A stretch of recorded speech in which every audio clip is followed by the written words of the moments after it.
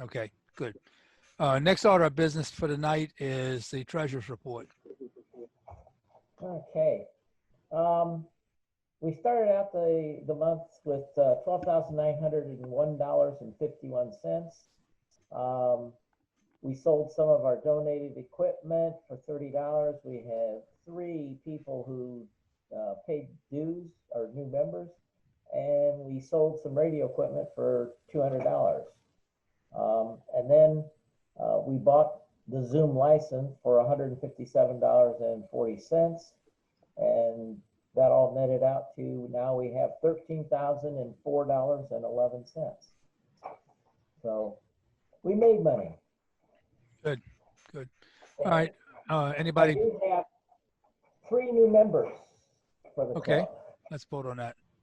We have John Jack Winston Butler, K0 or KO for EBVE, and he is a technician. Eric Olson, KA4VAA, he's a general. And George Roy Mayo IV, KO4EVT, and he is a technician also. So, pleasure of the club. Move to accept. Okay, anybody second? I'll second. Okay, all in favor, signify by not saying anything. Okay, that's unanimous. He's accepted. All right, super. Okay, Ken, you have anything else? No, that's it. Okay, a couple of items that I want to report on. First of all, Ken didn't mention, I don't believe, but we did rent a self-storage locker in a place out on Midlothian, where we're storing right now not only the club's 100 years worth of records that was originally being stored in my guest bathroom, but records that have been passed down from president to president.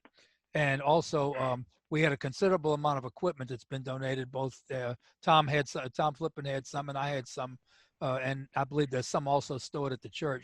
We're moving all of that equipment into the locker pending being able to auction it off. So we are now, we have now incurred a monthly rental on the storage facility, which what was the amount again? It's $43, I think it is, Okay. a month. Okay, it was put before the board. The board agreed to do this. We're hoping that at some point in the future, we can get volunteers together and digitize and scan some of the documents that came from the history of the club, because we have a lot of documents. There's like 4 cardboard boxes, large cardboard boxes of records that have drifted down through the years, and it probably would not be a bad idea to have all that stuff in digital format, just in case something physically happened to the original records. So we're going to try to get a committee together maybe and do something about that. The other thing is, since we were unable to have our auction on May 9th, I think it was scheduled for, because of the church not allowing us to meet there, we have decided, and the board has agreed, to go with an online auction. Right now, the first installment of that auction, which has about 25 items in it, is online. You can there's a link to it on the website, on the RARC website. And if you don't have the link on the RARC website, there's the simple address. It's myLastName.net/RARC_auction. Take you right to the page. You can see all the items listed, including pictures of them, condition reports if we know what the condition is. And in order to bid, there's an email link on the page that will send an email to both Ken and I. Ken will be the determining factor of who the high bid is. And the auction will close at noon a week from tomorrow. So Saturday at noon in a week, we'll know who the winners of the auction are, and we'll make arrangements to get the equipment to you. What we consider in doing, since we don't know everybody necessarily who's going to pick up equipment, may or may not be club members. We will plan to either meet you at a safe location like the Chesterfield Public Library's safe space or something, or make some kind of arrangement to meet you and get the equipment to you as soon as possible after the auction. So I just want everybody to be aware of that. There'll be additional installments. The stuff that's being auctioned this time is stuff I had stored at my house. I was able to take pictures of it and get the reports out on it. Tom had a considerable amount of stuff that's also going to go into probably the next auction because we still have to photograph it. And we have a documentation of what's there, but we need to photograph it for the auction purposes. So that's something I'll be working on, and the board, several board members will probably be involved in this, getting it together. But do be looking for these auctions. We'll be sending out emails or putting it in a newsletter when one of these auctions is coming up. There's some junk in there and there's some decent equipment. So if you want to take a look, you might find something in there that you can use. That's my report for this time. Anybody else have reports?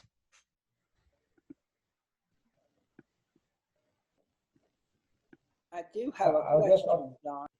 Yes. Is the storage facility climate control? It is Yeah. climate control. Ken, you want to tell us a little bit about it, maybe? Yeah, it's at, if you're on Midlothian heading east, it's just past Arby's, about the second driveway in the next block. It's on the first floor. It's a climate control room, fairly close to the entrance door. And it's a 5 by 10 by about 12 feet high. So it's a very nice place. And as I said, all of Tom's equipment, I think it's all of Tom's, all of John's is there. The records that I acquired from Richard when he had been treasurer is in there, and a whole bunch of stuff. The only thing that's not in there that I know about is what's at the church. And again, it's because getting in is the issue right now.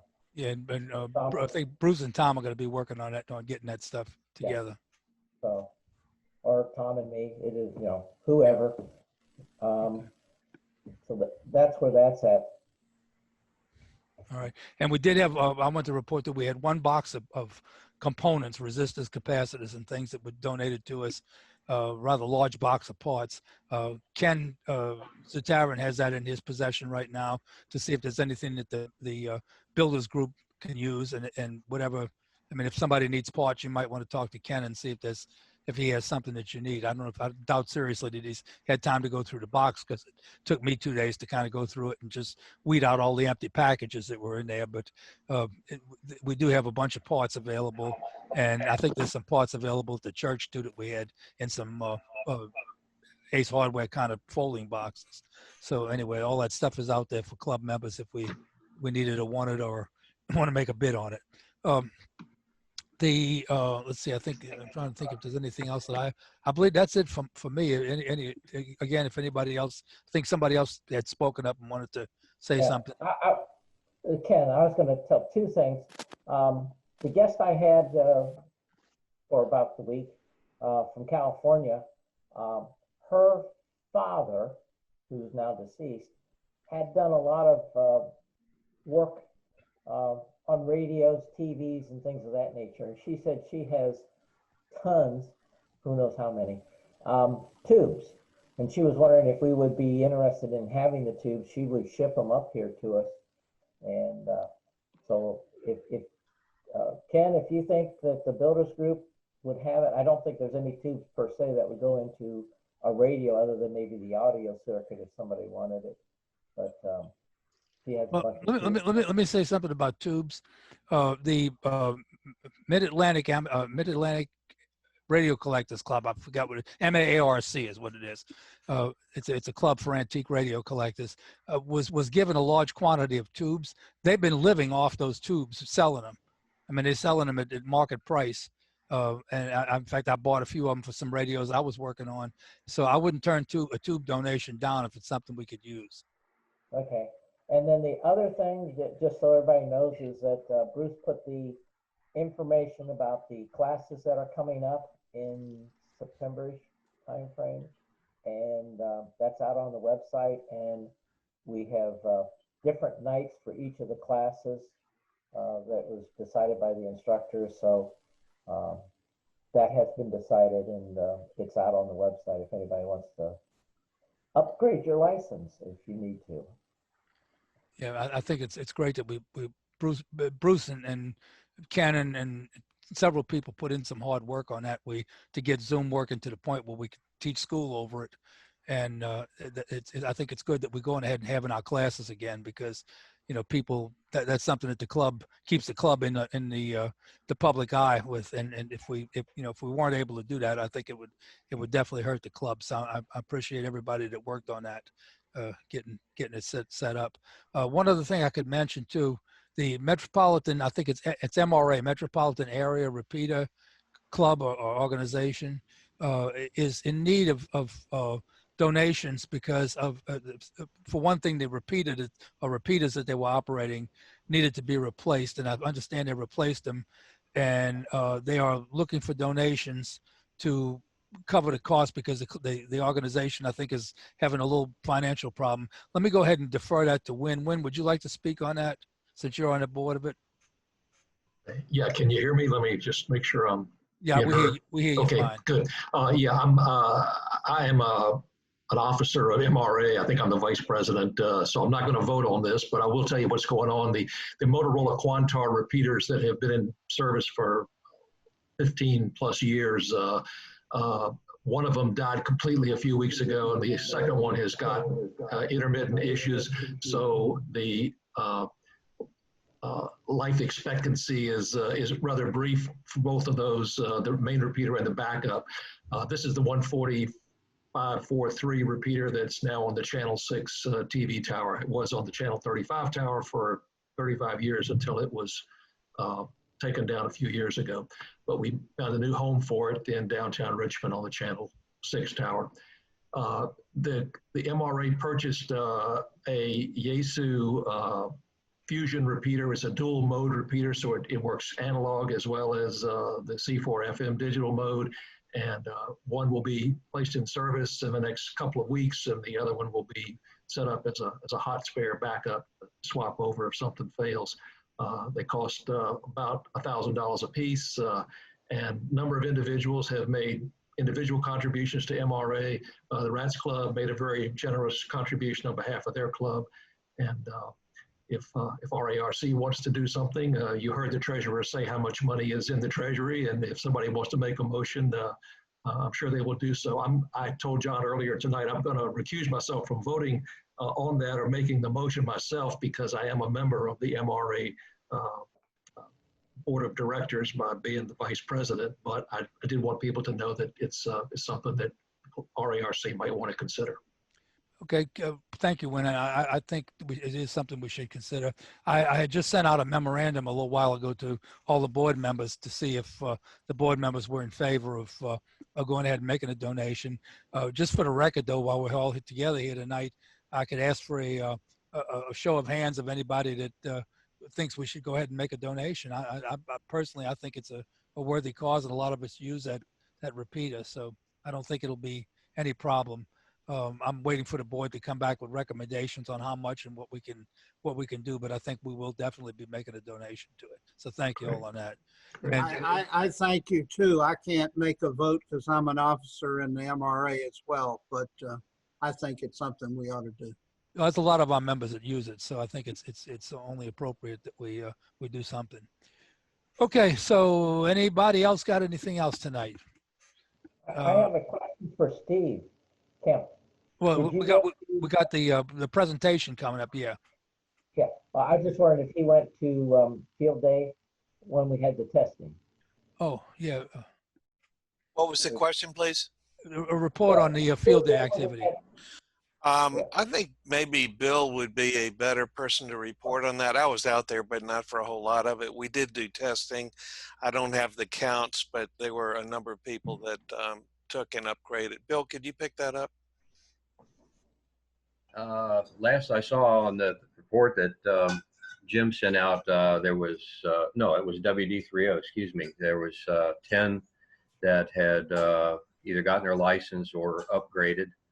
I think we had at least one that went from 0 to general. And then, yeah, was it Madeline? Madeline. And the field day itself was a pretty good success. Weather held out for us, and we did quite well with what we had. And we had free fireworks. Oh, yeah, she got to see free fireworks. Okay, thank you, Bill. Yeah, it's good that we were able to do the test. You know, they were able to do the testing, because I know we've had inquiries about that, whether people could take tests. So this is a good thing. Okay, so I guess if there's no other reports, we come to the portion of our program where we do show and tell. Does anybody have a show and tell tonight other than our presentation? Well, I have a show and tell for you. 2-meter transceivers. This is what they looked like in 1938 to 1940. This is made by a company called Abbott Industries. It was originally intended for amateur radio use and for emergency response type things. It uses all tubes, has the, let me pull the camera up a little closer to it here so you can see. It uses the Hytron 615 tubes that had just come out a year before this was released, which was one of the first tubes that could do high frequency of VHF actually. And it's interesting to note that this thing is not 2 meters, but actually 2.5 meters. At the time, 2.5 meters and 5.5 meters were the equivalent bands of what we have today on 6 meters and 2 meters. And 2 meters was given to the amateur radio community. 2.5 meters was given to the amateur radio community when the government took away 40 meters for a while. So that was the trade-off, and that's when these things became very popular. Of course, they fit right in with World War II. When World War II started, the government started buying them, and there's still a few of them around. Some of them were still in use as late as 1960, when I know one was being used by a TV station down in South Carolina as a mobile unit. But it is a tuned oscillator, and when tuned oscillators went away, these went away. But anyway, that's what a 2-meter transmitter, or 2.5 meter transceiver rather, looked like in 1940. So that's my show and tell for tonight. How do you set the PL high? Good question. Of course, I got a Radio Shack transceiver in the auction that doesn't have a PL on it either. So I guess in the old days you didn't need it. So that brings us to the end of our meeting, I suppose, other than the presentation. So I'll ask one more time if anybody has anything they want to speak up about, and if not, we'll go ahead and turn it over to our speaker tonight. Steve here. I would like to make a comment. Yes, Steve. The Red Cross Aries exercise was really quite successful. Everyone seemed to enjoy it. It was clumsy because of my lack of experience, but the group that participated brought enough experience to the table to really make it work. The results have been compiled. They have been published and sent out to those that participated and took the survey, which revealed their email address. And we're looking to do another one this fall. And we have learned a lot from this one. It should be even more exciting. I'd just like to keep everyone aware of that and thinking about it as the year progresses. Thank you. Okay, thank you. Thank you. Okay, so I guess let's go ahead and turn it over to our speaker tonight. We're going to take a look at a device tonight that's just come on the market. It's a nano-based antenna analyzer that actually sells at a reasonable price of around $50. I got mine ordered. I'm just anxiously waiting to get it in my hands. So even though I have an MFJ antenna tuner, antenna analyzer. So this is something you all might want to consider at a reasonable price. So let me go ahead and turn it over to George. Go ahead. Oh, Ken, Okay. Ken, go ahead and take away my assistant host rights and give it to George so he can do his desktop sharing. He's got it. He could share anyway. But Okay. Yeah, we're set up to do that anyway. All right. Has everybody got me? Is my video showing up? Yes, it is. Yep. Okay. This is a Nano VNA. I'm going to turn around and turn one light on and go to another camera because I've got a camera right over the operation. It's going to be a little blurry till I turn the light on. Come on, work. No. Okay, you guys seeing the camera on a Nano VNA? Because I'm not seeing anything. We're seeing a Nano VNA-H4. Okay, that's the box. This is going to be hard because I'm not seeing it happen. Let me see if I can bring up my video. Yeah, there it is. Okay, this is what comes in the box. This is the Nano VNA, probably that you guys have heard about first. I got an email from one of our ARS groups who was actually thinking maybe I was in the builders group, and I'm not. But I did not waste any time ordering this thing. It's called the Nano VNA H4. This is what comes in the box. You get a cable, USB cable, so that you can talk to it with the software. You must use their cable. If you use a standard USB to C connector, it does not do anything. That's why I have my cables marked so that I know later that it is the right cable. It comes with, let me get my tweezers so I can get them out, a SMA connectors to calibrate it. You have an open conductor, a shorted conductor, and you can tell real easy what they are, and a 50 ohm conductor. And again, I'm going to demonstrate calibrating this thing later, but after buying this thing, I went online and found out that there was another unit with a little bit bigger screen, so I bought that as well. The other unit, I will tell you, is a little bit more pricey. It's $120. This was $59 from R&L Electronics. The one thing I do not like about it is if I take my antenna from my TYT radios, you can't screw it onto this thing because of those lips right here. See if I can get them in the screen. Because of those lips, you can't screw this antenna on it. So that's a little downfall of that radio, or that analyzer. You get what looks like to me, a guitar pick as a cursor or a stylus. You get a double male connector. I'm just going to try to show these to you. A double male connector, another connector that's just C to C. I think that's so that you can actually plug it into a phone, but I have not found any software that lets me do that yet. And then you get a couple of cables that you can go through that. Now, many, many years ago in the 70s, when I used to be the service manager for ABEC Electronics, I went down to Norfolk and took my first class phone technician license so that I could be qualified or seem to be qualified to work in TV stations. I learned a lot about Smith charts. Unfortunately, today, I don't remember none of it. Here's the other Nano VNA adapter or a radio or analyzer. It's got about a 1 inch larger screen. Let me pull this back one out again.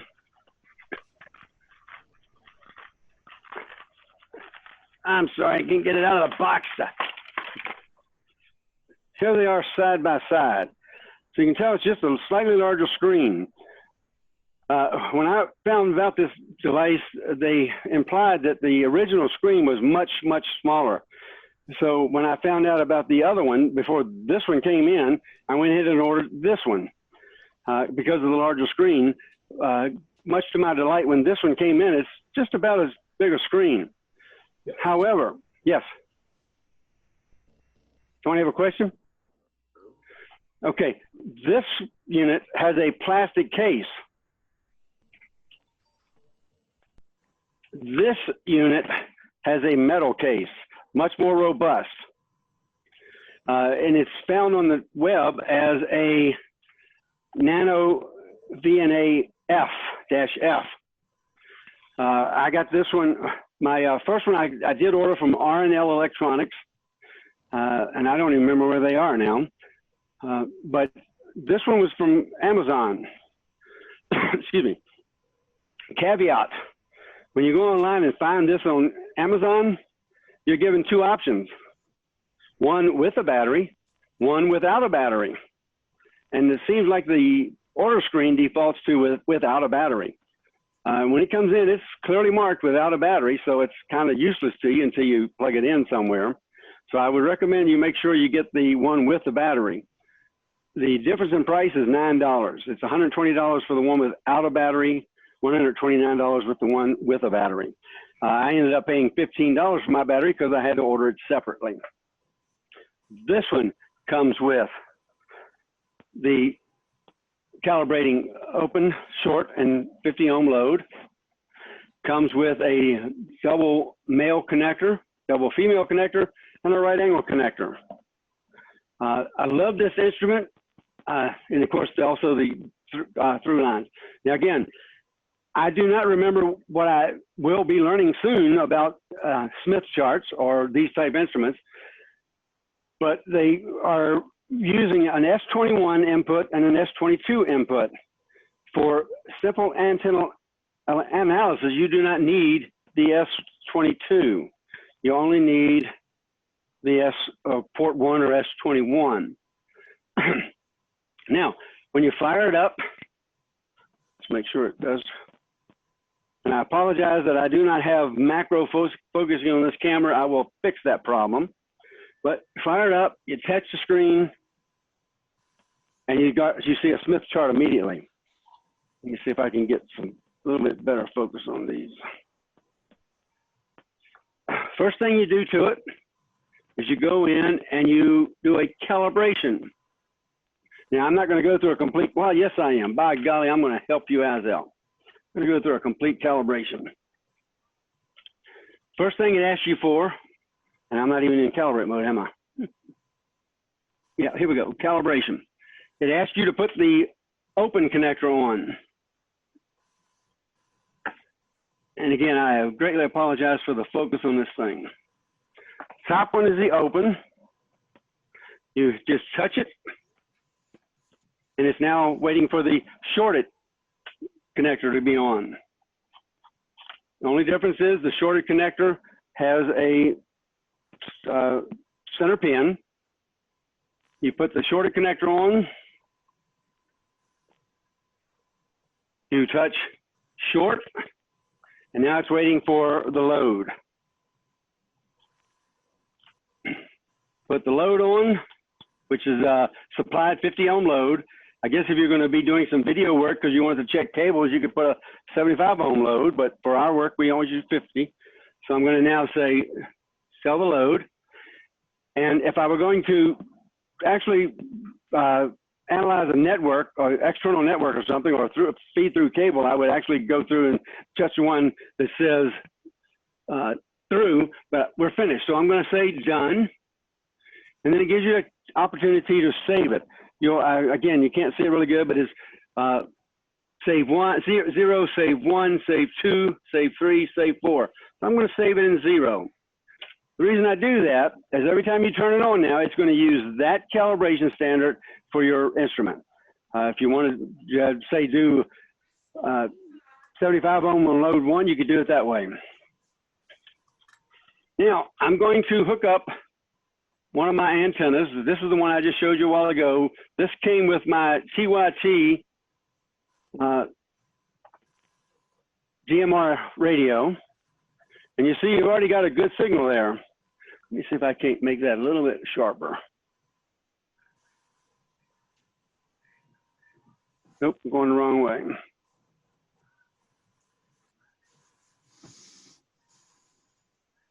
Nah.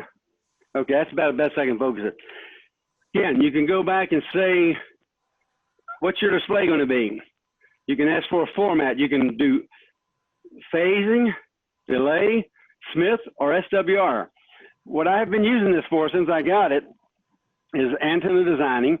Our church recently bought a Rolls HR70 Part 95 licensed FM transmitter so that we could do drive-in church at our, let people listen to us on the radio. The antenna that comes with it is garbage. So I built a ground plane antenna. I don't have anything here that will let me transmit other than that radio, you know, Part 95 signal, because you realize it's got to be like 375 millimeter or microvolts per square centimeter at 300 feet. I don't have anything to do that. So this has been nice for that. But I take this thing and I say, I'm going to look at SWR. Now there's also, I don't know if I can show you or not. There's a thumb wheel on here that allows it to work it, or you can use this. By the way, this cursor that I'm using comes from one of my Dell computers. So I want to see what the actual SWR is. I bring this over here till I see the dip. And right here it tells me that the SWR is 1.1 to 1.9. Just changed a little bit because of the orientation of the antenna. It tells me that my impedance is 22 ohms, which is really not good. We'd rather for it to be 50 ohms. Go over here and look at another one. Oh, by the way, let me go back and show you the frequency. The frequency that is 150 megahertz right here.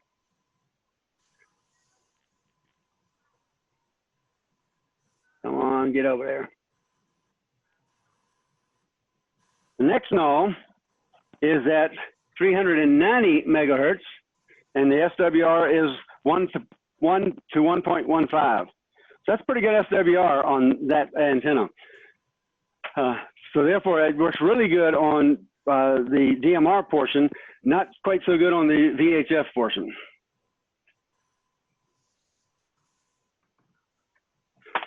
This is an antenna that came with my Yaesu VX8.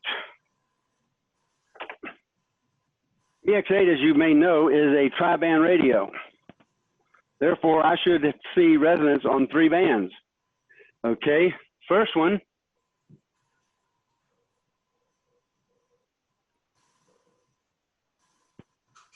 is 140 megahertz. Pretty darn good. That's in the 2 meter band. It's low, the bottom end of it, but it's good. And it's showing a 1 to 2.2 SWR. Go to the next one.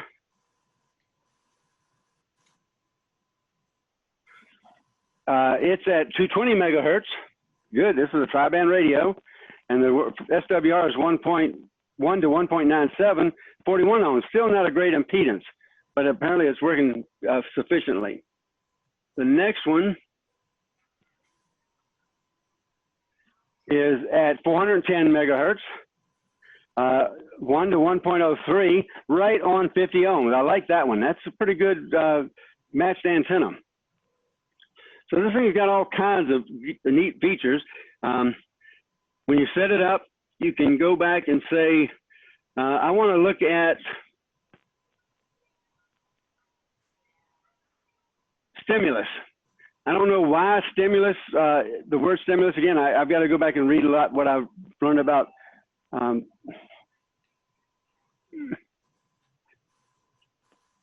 but you can go in here and say start. Right now the start frequency is 50 kilohertz. But I want to, again, checking this antenna that I'm using at the church, I went in here and I said, I touched down here in the lower right-hand corner, and I put in 75.0 megahertz. My top one is 100.0 megahertz. And now I've got a band that is 75 to 100 megahertz, and I can see my 88.7 megahertz right close to the center. So this thing's got all kinds of opportunities to use it. I got to tell you, I've had it for about a month now. I checked all, well, I haven't checked my mobile antennas yet, but I've checked all the antennas here in the shack, and I am pleased with the signals that I'm getting. And again, for $55 for the smaller unit, but again, if you get the other unit, let me show you again, once again, because of these tabs right here, you're going to have trouble hooking up a wide antenna unless you use an extension on it. which is probably not a bad idea. But plastic case, you know, I wouldn't take this to field day. You may, you know, get it damaged. The metal case I would be a little bit more secure with, but I imagine, you know, a good ham radio operator who takes care of his equipment is even going to like this thing on field day. I'm waiting for the opportunity. I have a buddy pole antenna here, and I'm just, you know, waiting for the opportunity to get it out and start playing with it and see what I can do with it. Our ARS group last week talked about NBIS antennas, and the NBIS antenna, the buddy pole is a great antenna for that. Now, when I do all of this antenna design, the way I confirm it, this is another little toy that I've got, and you guys may have already seen this, but this is called the RF Explorer. It is a spectrum analyzer in a very small case, and it works like a charm.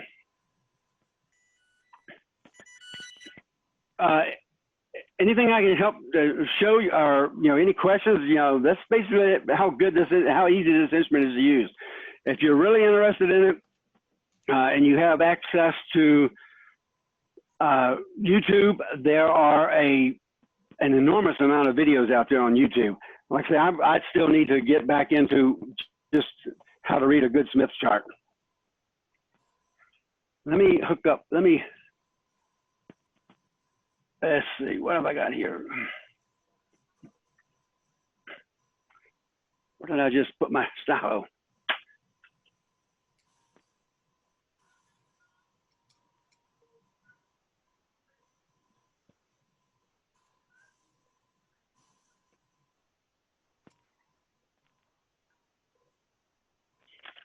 I'm not sure why I'm getting a 0 reading on this antenna right now. Let me put one of the, oh, and again, just for demonstration and to not put too much weight on these connectors, I am using these antennas horizontal, and as you well know, we would not normally use a antenna horizontal. So you want to, if you're going to make your reading, you want the antenna to be in the orientation it's going to be used in.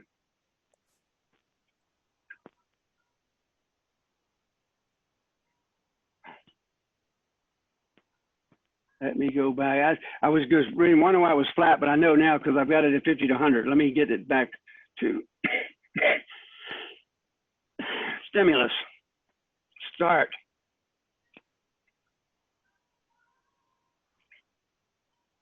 .0 kilohertz.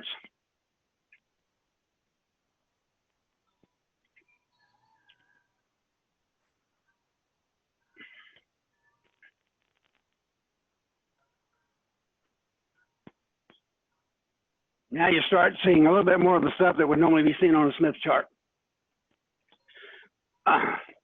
Beautiful instrument. And, you know, I love the fact that they're getting some of these things to the point that, you know, I know there's a lot of hams out there who can afford anything. I'm not one of them. So I love this stuff. Any questions?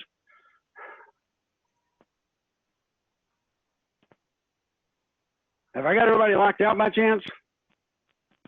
Hey, George, Yes.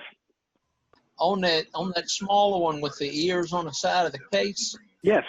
I got one of the first ones that was built, and that one I had to 3D print my own case. But what they do recommend is not to continually connect and disconnect from the ports that are on the unit, that the center pins actually wear out. Exactly. They recommend that you should also always use an extension. Yes. There was a real good article on YouTube that talked about, because if you plug them in like that, if you plug them in with the adapters that you see, the center pin does not rotate while it's being connected. If you don't, then you end up messing the unit up. Let me show you one last thing that I almost forgot to show you. This comes with a cable that you can connect to your computer. You must use the cable that they sent with it, or it will not work. If you use a standard cable, let me get a piece of software running here.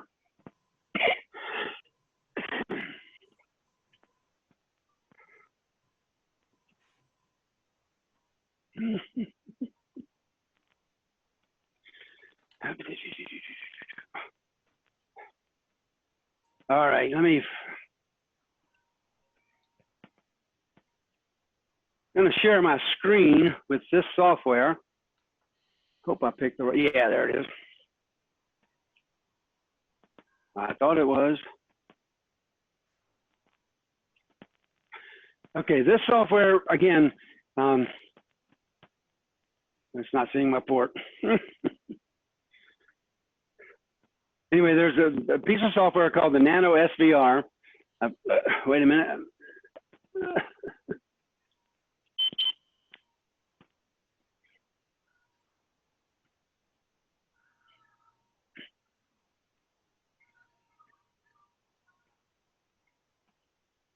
Okay, if I do a connect here, you saw it just showed up down here that says COM7. Now I can, once this gets loaded up all the way, I can go up here and do a sweep and actually load the same thing that's on the screen and look at it for example, I go over here and click right here, go back over here because I got to move this thing out of the way of my screen. George, we see your file page. George, File page. might have to stop screen sharing, open the file, and then start screen sharing again. Okay, let me try that then. Stop share. The file's running now. Let me get back into it. That's the problem we had the other night, isn't it? Now, let me see if I can get back in here and do share screen. I'm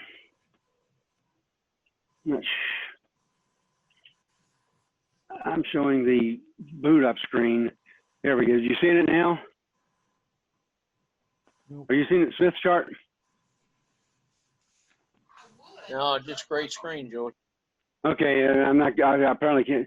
Your screen sharing is paused. Let me see what I got to do to fix that. It says double click to enter full screen mode, or is that's mine? Oh, it says mine says it's paused. Let me see if I can find out why. Okay, now but I did this tonight on another computer and everything worked like a charm.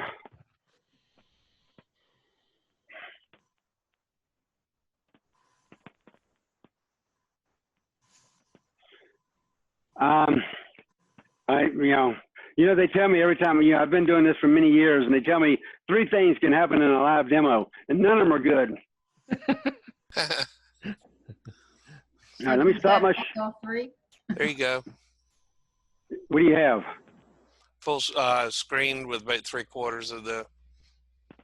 But you just got the Nano VNet, right? Right. Yeah. All right, let me. Okay, let me see. Go back here, do a start. My software is running. Let me do one more sweep, make sure I get an update.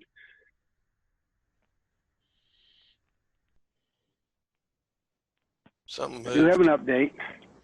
Now let me see if I can share the screen.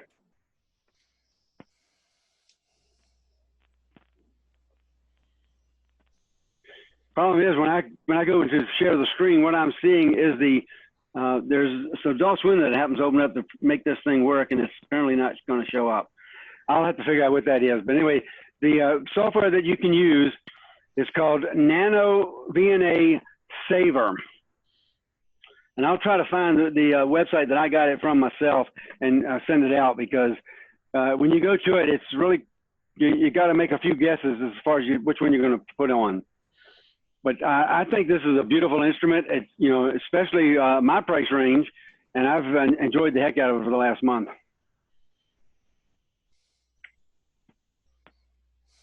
Okay, anybody else have any questions or anything they want to ask George? George, does this one have a spectrum analyzer function on it, or is it just limited to Smith charts? Just limited to vector network analysis, and that's why I have the spectrum analyzer separate instrument, RF Explorer. I don't know if you've ever seen that. That's a very inexpensive spectrum analyzer as well. Okay, thanks. Okay, let me give.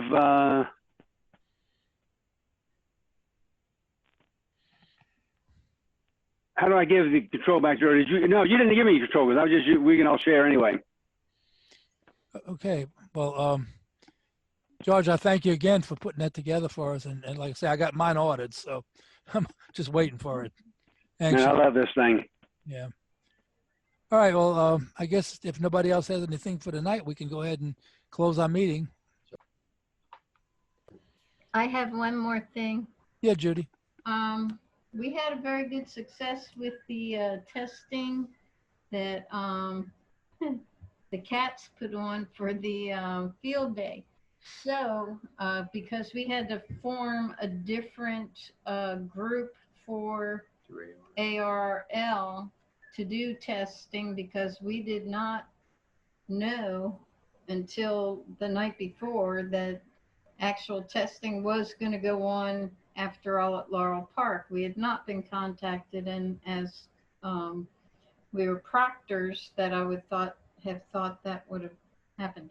Anyway, to my point, we are obligated to do testing a couple times a year, and we are planning to do a test in September on the 12th. So if you know anyone that wants to come up to Midlothian, it's the first right-hand turn after the Westchester Commons. It's a turn prior to Windy Hill that we're going to try to do our testing there. If not there, we might do it at the library in Powhatan. So if you know anyone that would care to do that, September 12th at 9 a.m., let us know and we can make those accommodations.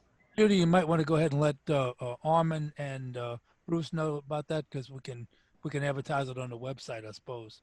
Excellent. Okay. Thank you so very much for that. Sure. You're a good egg. I got to come out and get some of that pie. Yes, yes. Okay, well, again, if nobody else has anything, I thank you all for being with us tonight, and thank George for doing the demonstration for us. And I'll go ahead and ask for a motion to close the meeting if nobody else has anything to offer. So moved. Anyone second? Second. All right, the meeting is all in favor. Aye. Aye. Meeting's now closed. Thank you all. Thank you.